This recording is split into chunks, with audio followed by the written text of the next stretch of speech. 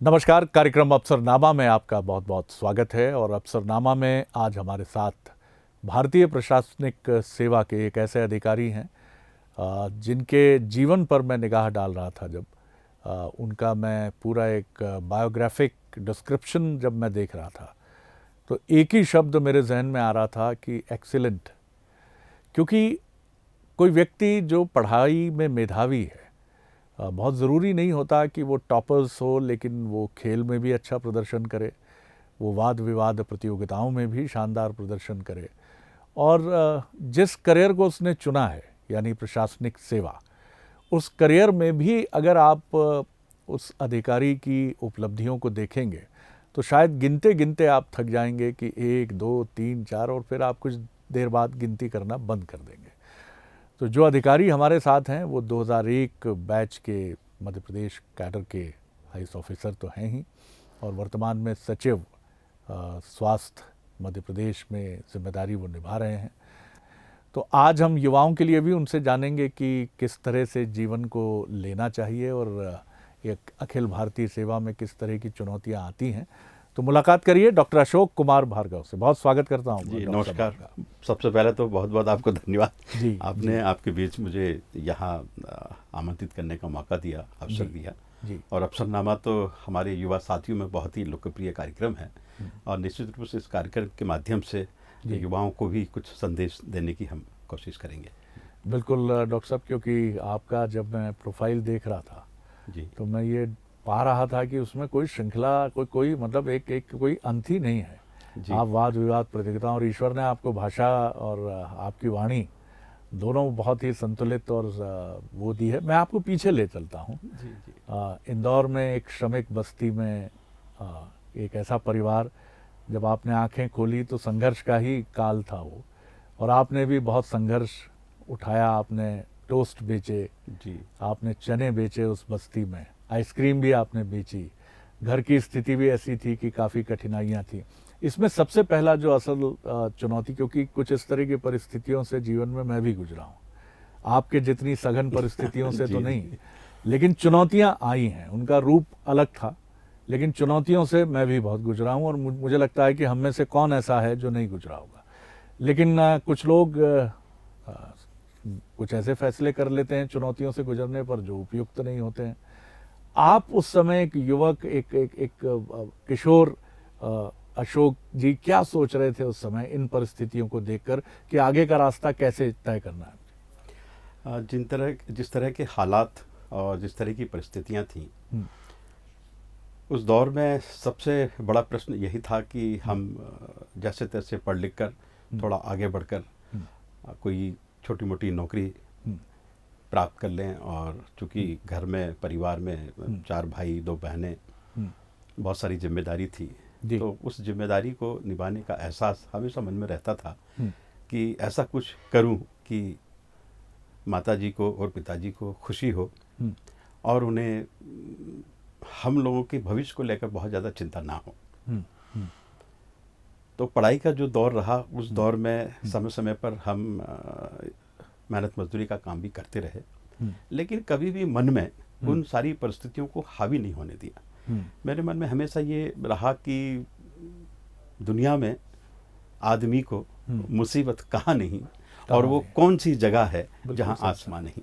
वाह वाह। तो संसार में हर व्यक्ति के सामने किसी न किसी तरह की कठिनाई आती है, और यदि हमारे पास कोई कठिनाई आई है, कोई परेशानी आई है, इसका मतलब है कि हम निश्चित रूप से महत्वपूर्ण है, मूल्यवान है। बिल्कुल। क्योंकि कठिनाई ये जानती है कि मैं जिसके पास जा रही हूँ उसके पास उस कठिनाई का हल निश्चित रूप से है।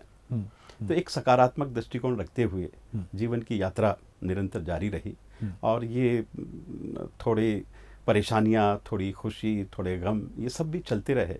और अंततः जब स्कूल की शिक्षा पूरी हुई और उसके बाद जब कॉलेज में आए, और कॉलेज में भी हमने अपना जो ध्यान है पढ़ाई पर विशेष रूप से केंद्रित किया, क्योंकि एक एक क्षण, एक एक मिनट हमारे लिए बड़ा महत्वपूर्ण था करियर को बनाने के लिए।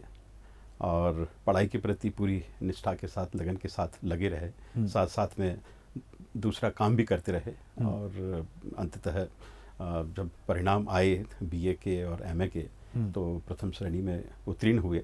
और उसके बाद फिर कुछ समय हमको शासकीय कन्या महाविद्यालय रतलाम में अर्थशास्त्र में सहायक प्राध्यापक के रूप में पढ़ाने का मौका मिला जी। और उसी दौर में मैंने सोचा कि अब हमें कुछ ऐसा करना चाहिए कि अपनी एक विशिष्ट पहचान बने, क्योंकि बूंद जब तक झील में रहती है तो महत्वहीन होती है, और जैसे ही बूंद किसी पुष्प की पंखुड़ी पर आ जाती है तो चमकने लगती है। क्या बात है। तो हमारे जीवन में हर विद्यार्थी की, हर युवा साथी की ये कोशिश होनी चाहिए कि हम हमेशा ऐसे स्थान पर पहुंचने का प्रयास करें जहां हमारी एक अलग पहचान बन सके, जहां हम अपने वजूद को सिद्ध कर सकें। ये सफ़र आपका रहा और बहुत ज़बरदस्त सफ़र रहा।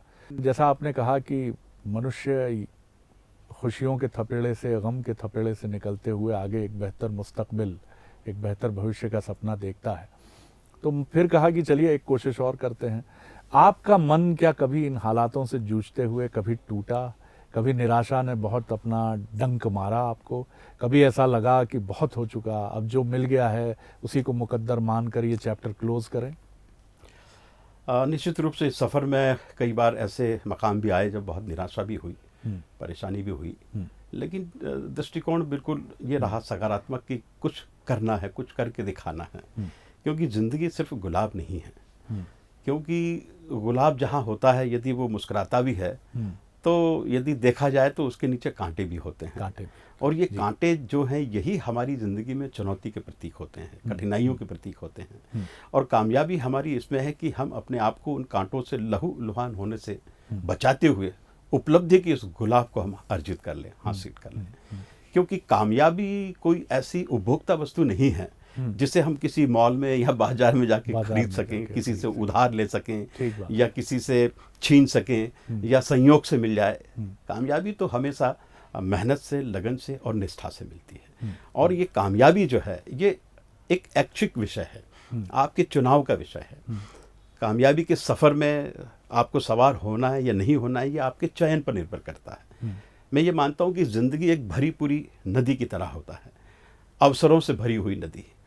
अब ये आप पर निर्भर करता है कि उस नदी के किनारे आप बाल्टी लेकर खड़े हैं या चम्मच लेकर खड़े हैं। नदी के किनारे आप हैं और उस पार आपको जाना है, और भी आपके साथी हैं, सब इंतजार कर रहे हैं कि नाव आए और उसमें बैठकर उस पार जाएं। लेकिन कभी कभी हमें ऐसा लगता है कि पता नहीं कब तक नाव आए नहीं आए, अवसर तक हमको खुद को जाना चाहिए। और छलांग लगाकर तैर कर नदी के उस पार पहुंच गए और वहां खड़े होकर देखा तो कि हमारे पुराने साथी जो है वही हैं। मैं इस वक्त पर हमारे उर्दू अदब के जो बड़े मकबूल शायर हैं उनका शेर मैं यहाँ पर कहना चाहूँगा कि तूफानों से आँख मिलाओ और सैलाबों पर वार करो, मल्लाह का चक्कर छोड़ो, तैर कर दरिया पार करो। यदि कामयाबी को प्राप्त करना है तो चुनौतियों को, कठिनाइयों को, उससे जूझते हुए ही तुमको आगे बढ़ना होगा और उस उपलब्धि को प्राप्त करना होगा। मुझे लगता है कि उन युवाओं के लिए ये बड़ा मौजूद स्टेटमेंट है आपका कि आप इंतज़ार करते रहेंगे। और ये भी मुझे बहुत खूबसूरत बात लगी कि आप चम्मच लेके जाते हैं दरिया के किनारे या बाल्टी लेके जाते हैं, ये आपकी सोच पर निर्भर करता है।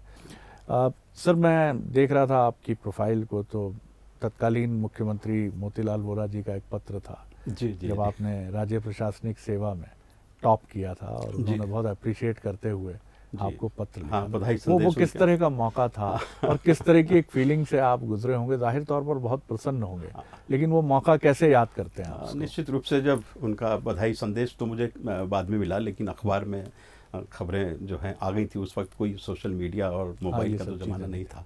और मैं जिस श्रमिक बस्ती में रहता हूँ वहाँ तो एक बड़ा आश्चर्य और बड़े खुशी का जश्न था। बिल्कुल वाह वाह वाह वाह। लोगों को बहुत अच्छा लगा। और उस दिन जो है लोगों ने, जो अभिभावक थे, उन्होंने अपने बच्चों को वो अखबार की कटिंग पढ़ाई कि देखो वाह वाह वाह वाह, हमारे मोहल्ले का जो लड़का है ये इस तरह से उसने टॉप किया है। तो काफ़ी मतलब खुशी महसूस हुई थी। और माननीय उस वक्त मुख्यमंत्री जी ने जिस तरह का उसमें भाषा का उपयोग किया, जिस तरह से इनकरेज किया, वो मेरे लिए निश्चित रूप से बहुत उत्साहवर्धक था। और उससे मुझे और ऊर्जा मिली, प्रेरणा मिली, और मैंने अधिक अपनी मेहनत से और आगे बढ़ने का संकल्प जो है मजबूत। निश्चित तौर पर डॉक्टर साहब, राज्य प्रशासनिक सेवा में चयन के बाद पहली पोस्टिंग जब मिली तो एक जीवन बड़ा बदला हुआ जीवन था जी। एक रूपांतरित जीवन था। और जाहिर तौर पर आप एक रोल मॉडल तो हो ही चुके थे उस वक्त, आपकी बस्ती, आपका मोहल्ला, सारे लोग। वो जब आपने इस पद पर डिप्टी कलेक्टर के तौर पर ज्वाइन किया, वो एक क्या फीलिंग थी, किस तरह का एक बदला हुआ एहसास था और किस तरह का एक भाव था? क्या कुछ थोड़ी चिंता भी थी मन में कि इसको ठीक दिशा में ले जाऊं? हाँ, पहली पोस्टिंग मेरी दतिया में हुई थी और जब मैं वहाँ पहुँचा और ज्वाइन मैंने किया और उसके बाद मन में ये तरह तरह के विचार आते रहते थे कि अब एक जो जिम्मेदारी मिली है, इस जिम्मेदारी को पूरी निष्ठा से मुझे पूरा करना है। कोई भी ऐसा अवसर मैं ना आने दूं कि जिसकी वजह से कोई हमारी काबिलियत पर, हमारी योग्यता पर उंगली उठाए। तो जो भी जिम्मेदारी मुझे मिलती थी मैं पूरी मेहनत से, पूरी लगन से उसका पालन करता था, निर्वाह करता था। और उस वक्त तो प्रशिक्षण का दौर था, तो मेरी जिज्ञासा हमेशा रहती थी जितना ज़्यादा से ज़्यादा सीखा जा सके, ज्ञान कहीं से भी मिले, उसको प्राप्त करने में किसी तरह का कोई हमें ईगो नहीं रखना चाहिए, प्राप्त करना चाहिए।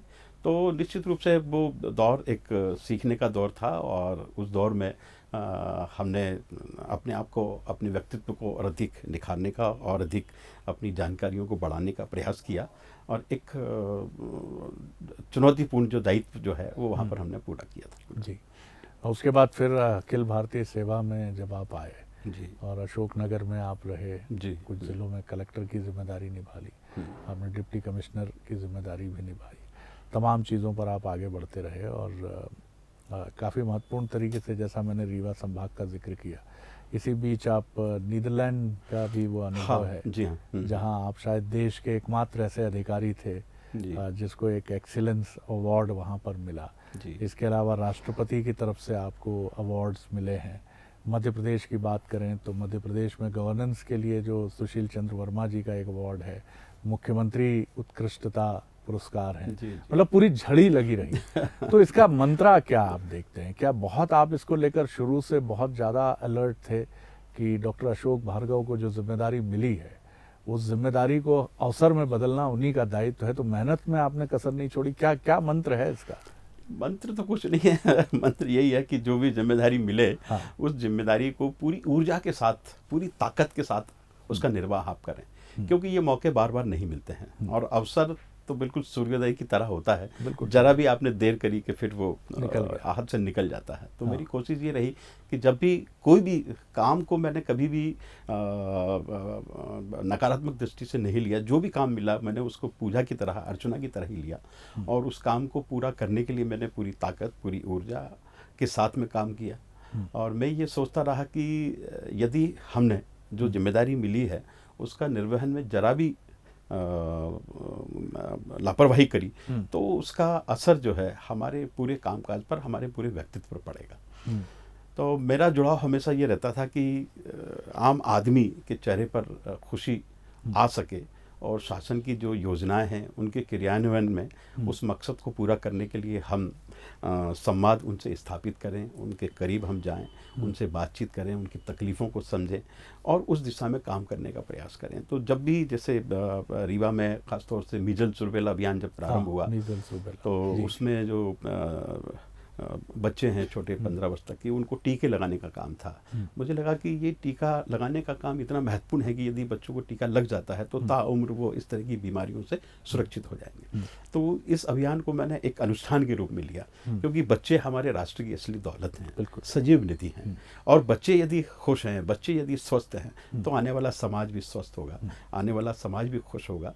तो मैंने इस मीजल्स रूबेला अभियान में बहुत मैदानी स्तर तक काम किया, पूरी टीम को बहुत मोटिवेट किया, उनसे बातचीत की और वही टीम जो पिछले वर्ष मीजल्स रूबेला अभियान में मात्र 20% की उपलब्धि प्राप्त कर पाई थी, उसी टीम को मोटिवेट करके उनके अंदर, उनके भीतर जो अच्छा काम करने वाला व्यक्ति था उसको जागृत कर उनको उसी काम में लगाया और मेरे संभाग के चारों जिलों में 100% इस अभियान में हमको जो है कामयाबी मिली। मैंने जो जेल में कैदी रहती हैं महिलाएं, उनके बच्चों को, जो दिव्यांग बच्चे हैं, जो निर्माण कार्य चल रहे थे, वहाँ पर जाकर, और कोशिश ये रही कि कोई भी बच्चा छूटे नहीं। मैं खुद भी आंगनवाड़ी केंद्रों में गया, स्कूल में गया, और इस तरह से मीजल्स रूबेला अभियान में हमने 100% उपलब्धि जो है प्राप्त की, और इसके लिए फिर स्कॉच अवार्ड जो है राष्ट्रीय स्तर पर प्राप्त हुआ। उसके बाद फिर एक दूसरा अभियान जो है वो प्रारंभ हुआ, दस्तक अभियान। घर घर जाकर दस्तक देकर जो बच्चे हैं उनमें यदि निमोनिया है, डायरिया है, या कुपोषण है, या विटामिन ए की कमी है, या किसी तरह की कोई विकृति है, तो उसके बारे में जानना, उनका उपचार करना, और उन्हें उनके हीमोग्लोबिन के बारे में जो है जांच करना। हाँ। तो ये काम भी मैंने स्वयं अपना एक आदिवासी अंचल में जाकर, एक आदिवासी घर पे जब सांकल खटखटाई, वो महिला जब घर से बाहर निकली तो देखकर बड़ी आश्चर्यचकित थी। मैंने उनसे जो है नमस्ते किया, मेरे साथ के जो लोग थे उन्होंने बताया कि हम इस वजह से आए हैं, तो बड़ी खुश हुई, और उसने बड़ा कोऑपरेट किया। तो इस तरह के जो अभियान होते हैं, मैं ये मानता हूँ कि स्वास्थ्य और शिक्षा ये ऐसे महत्वपूर्ण अभियान हैं जिसमें हमें बहुत अधिक ध्यान देने की आवश्यकता है, बहुत अधिक इन्वेस्ट करने की आवश्यकता है, बहुत ताकत लगाने की आवश्यकता है। बिल्कुल कि ठीक बच्चे यदि हमारे स्वस्थ रहे तो आने वाला हमारा कल का जो समाज है वो पूरी तरह से स्वस्थ रहे। आपने बहुत सुंदर बात कही है डॉक्टर साहब, और स्कूल शिक्षा सेक्रेटरी रहते हुए भी आपने एजुकेशन पे काफ़ी बेहतरीन काम किया। आपका बड़ा प्रिय विषय मैंने देखा आपके पूरे करियर में हेल्थ और एजुकेशन रहा है। जी। शादी तो आपकी जल्दी हो गई थी। हाँ हाँ। और एक बड़ा अहम पड़ाव होता है जीवन का विवाह। जी जी। और कहा यह जाता है कि हर सफल व्यक्ति के पीछे एक महिला होती ही हो। आप कैसे उनके कंट्रीब्यूशन को याद करते हैं? बार बार तबादले, बार बार परिवर्तन, तमाम चीज़ों के बीच में, और एक अनकंडीशनल सपोर्ट उनका बराबर साथ में बना रहा। जी। मैं आज जिस मकाम पर हूँ, उस मकाम तक पहुँचने में मेरी श्रीमती का बहुत बड़ा योगदान है। वो हाउसवाइफ हैं जी, और उन्होंने मुझे हमेशा सपोर्ट किया, और कभी किसी तरह की कोई परेशानी नहीं हुई, और हम लोगों के बीच में इतनी अच्छी अंडरस्टैंडिंग है कि इतना अच्छा समन्वय है कि कभी भी कोई विवाद की स्थिति बनी ही नहीं। क्या बात है जी। और दाम्पत्य जीवन तो हमारे जीवन का एक ऐसा अहम हिस्सा है, उसमें यदि प्यार है, मोहब्बत है, परस्पर विश्वास है, एक दूसरे की चिंता है, एक दूसरे की फिक्र है, एक दूसरे की गरिमा का सम्मान है, एक दूसरे के विचारों का सम्मान है, तो फिर दाम्पत्य जीवन अलौकिक आनंद की अनुभूति को निर्मित करता है। बहुत और हमने तो कई बार कभी कभी ऐसी स्थिति हो भी जाती, तो मैं ये कहता हूँ कि यदि कभी कभी जिंदगी में ये हुनर भी अपनाना चाहिए।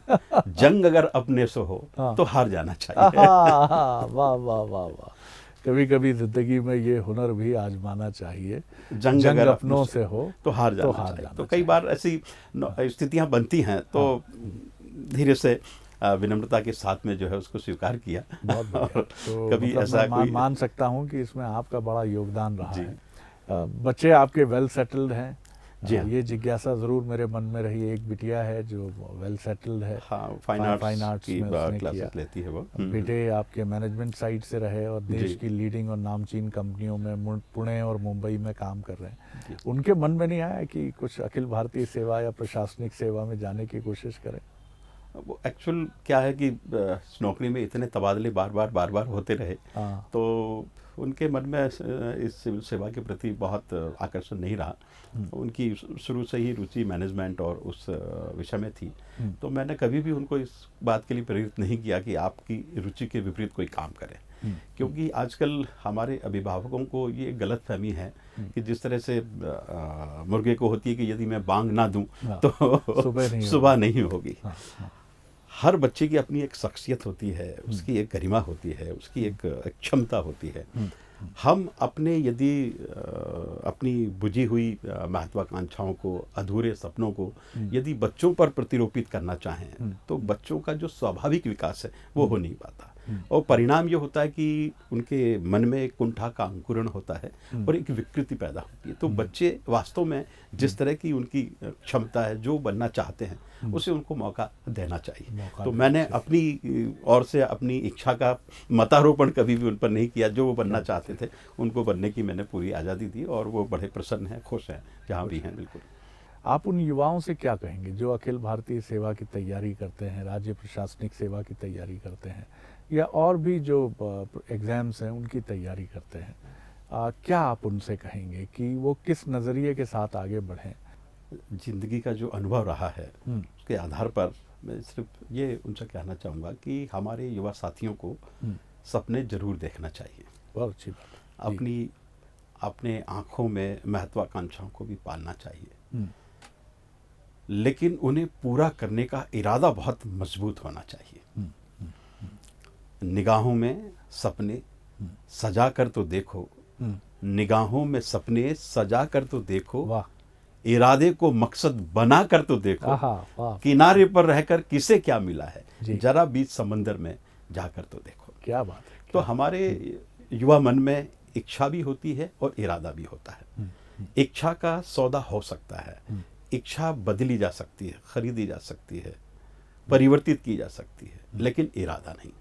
तो इरादा यदि आपने मजबूत रखा है, और उस इरादे को इस तरह से मजबूत रखना चाहिए कि जैसे एक दर्पण होता है और दर्पण में अक्स को परावर्तित करने की जो ताकत होती है, क्षमता होती है, उस दर्पण को आप यदि सैकड़ों टुकड़े कर दें तो भी यदि एक टुकड़ा भी आप उठाकर देखेंगे तो उसमें आपको अक्स दिखाई देगा। तो हमारा जो संकल्प है, हमारा जो इरादा है, वो उस दर्पण की परावर्तित करने की ताकत की तरह होना चाहिए कि अनेकों परेशानियों के बावजूद भी, चुनौतियों के बावजूद भी, कठिनाइयों के बावजूद भी हम अपने लक्ष्य पर पूरी तरह से अड़े रहें, संकल्पित रहें और दिशा में आगे बढ़ने का काम करें। और हमारे युवाओं में इतनी क्षमता है, इतनी ताकत है, इतना सामर्थ्य है और इतनी ऊर्जा है कि यदि उसे सही दिशा मिल जाए, एक सही मार्गदर्शन मिल जाए, तो निश्चित रूप से वो उपलब्धियों के बड़े से बड़ा मकाम जो है वो हासिल कर सकते हैं और करते भी हैं। अभी हम जब रिजल्ट आते हैं तो देखते हैं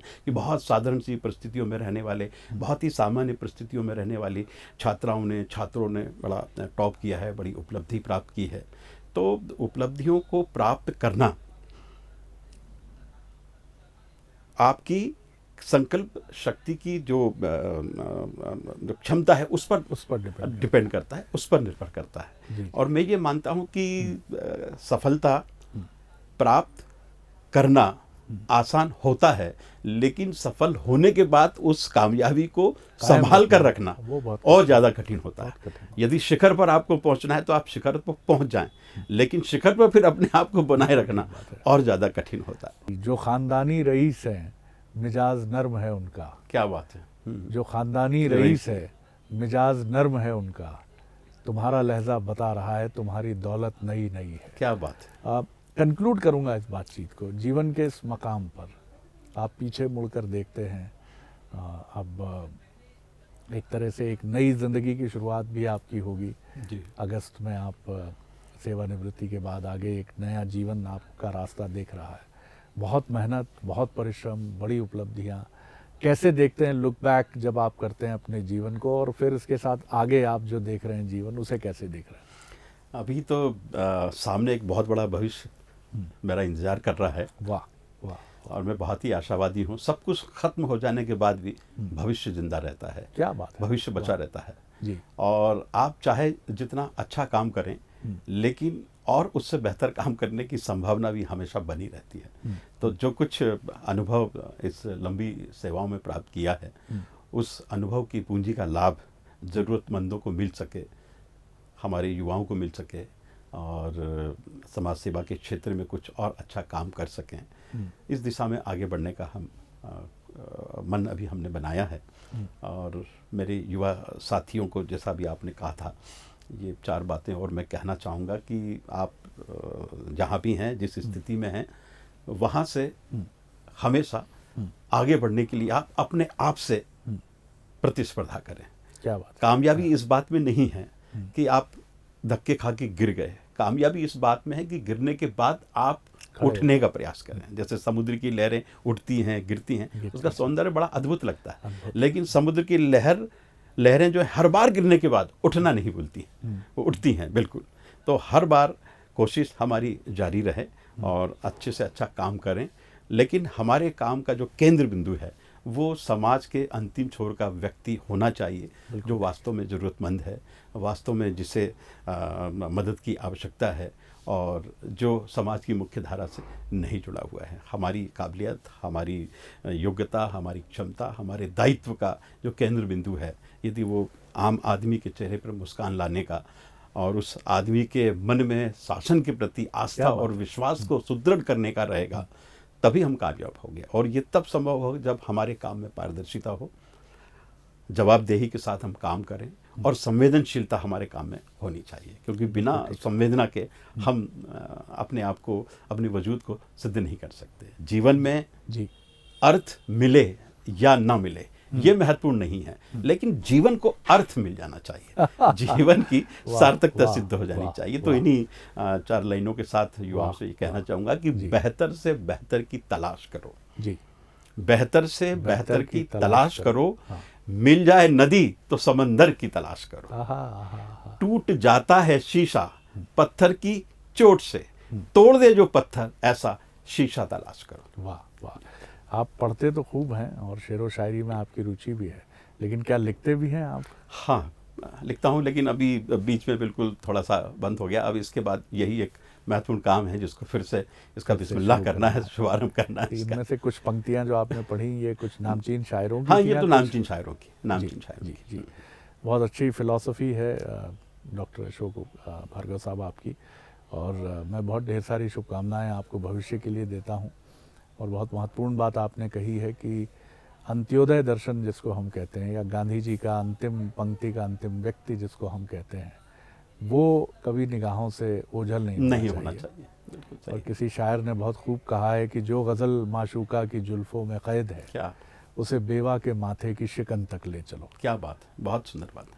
तो सबसे महत्वपूर्ण बात यह है कि माशूका की तारीफ़ हो, कोई हर्ज नहीं है, लेकिन असली बात तो ये, असली सुंदरता ये है कि ये गज़ल या ये काम किसी मजलूम, किसी गरीब, किसी अंतिम पंक्ति के अंतिम व्यक्ति के चेहरे पर मुस्कुराहट लाने का कारण नहीं बनता है, तो सब निरर्थक है। बहुत धन्यवाद करता हूँ। तो ये थे डॉक्टर अशोक भार्गव, जो वर्तमान में सेक्रेटरी हेल्थ की जिम्मेदारी मध्य प्रदेश में निभा रहे हैं। 2001 बैच के वो IAS ऑफिसर हैं। तो अफसरनामा में इतना ही। अगली बार एक और अफसर को लेकर आपसे मिलेंगे। अनुमति दीजिए। नमस्कार।